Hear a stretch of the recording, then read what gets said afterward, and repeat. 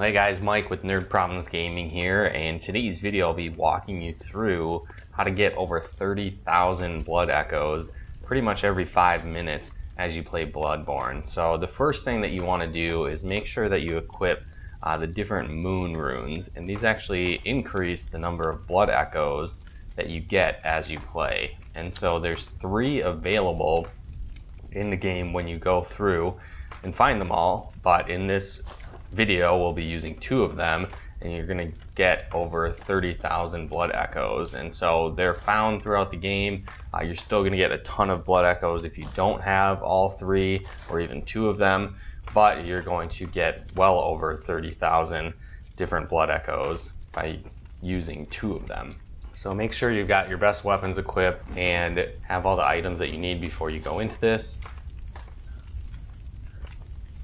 And depending on when you're playing through this, it might be very difficult or it might be really easy. For me, I'm able to kill most of these monsters in one hit, so it's pretty easy. But you'll start off by going to Hemwick Charnel Lane, and you want to make sure that you've beaten the boss at the Witch's Abode at this point as well, because that makes this playthrough much faster. And then you'll have the lanterns you can teleport between and basically just farm here for both blood echoes and blood vials. So I found this a great place to farm for experience, or if you just want to quickly refill your blood vials without having to buy them, this is another great location to do it. So once you learn this area too, it's pretty straightforward. Even if you do happen to take a decent amount of damage, there's lots of enemies that refill your blood vials, so you don't really need to worry about dying too much in this area. Like I said, when you start off it might be a little challenging, but this is a great place to farm for blood echoes to level your character up faster. Plus there's some areas here where you might be able to gain more experience. Sometimes these kind of giant claw monster things, nightmare monsters, spawn, and so if you kill them you get extra experience. Not exactly sure what causes them to spawn and what makes them not spawn, but this playthrough you'll see they don't spawn here, but you can even earn more experience and more blood echoes than the 30,000 depending on what monsters all spawn at this point. And again, as you play through and kind of learn where the monsters are at, it'll be even easier. You don't necessarily need to worry about them jumping out at you or getting some free shots in, because you'll be able to take them out rather quickly. This point here can be a little bit dangerous. You see this crazy lady will push you, and so you might unexpectedly get pushed off the edge there, so be careful around this point so that doesn't happen. You can get a lot of Molotov cocktails here as well. There's several different enemies that throw them at you, and so it can be a good place to farm for those as well. They don't come as frequently as the blood vials and obviously the blood echoes, but they still do come in a good abundance. This is another spot where the monsters may randomly spawn, so be on the lookout for that.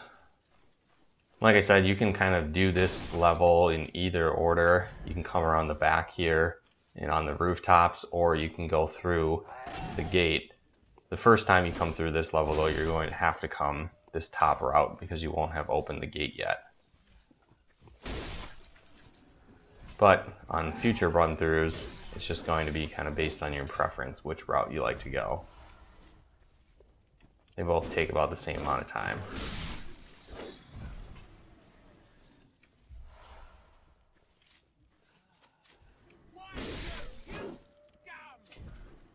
These next monsters pack a punch, but they almost always drop multiple blood vials. So it's a great place to refill them if you need to refill them.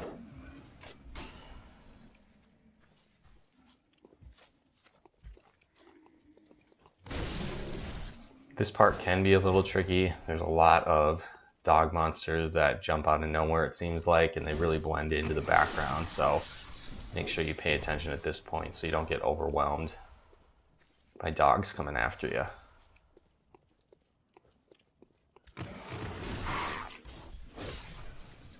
can get a lot of bloodstone shards here through this run through as well. So if you want to farm those, this can be an easy way to do that and get a lot of experience, blood vials, and the bloodstone shards as well.